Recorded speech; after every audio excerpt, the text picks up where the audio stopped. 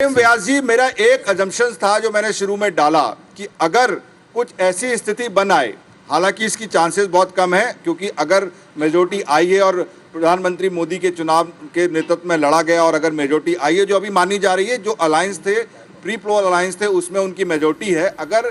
कुछ और चुनने की बात आई तो क्या आपको लगता है कि मध्य प्रदेश का निकल पड़ेगी? वहाँ पे शिवराज सिंह चौहान का नाम काफ़ी चर्चा में चल रहा है डार्क हॉर्स के रूप में।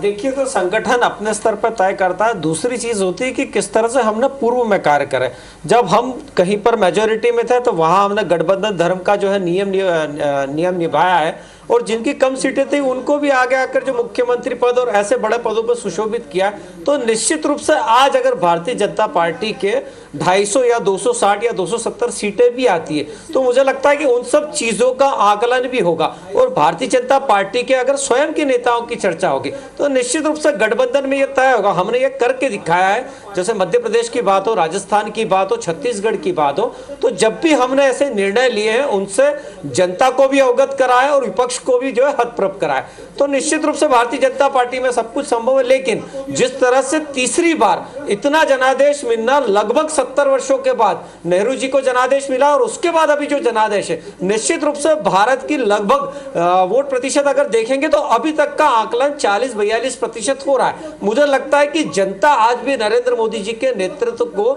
सराह रही है और जिस तरह से 10-20 सीटों का आकलन हम समझते हैं और इजाफा होगा। निश्चित रूप से नरेंद्र मोदी जी निर्विवाद रूप से हमारे नेता है और वही शपथ लेंगे।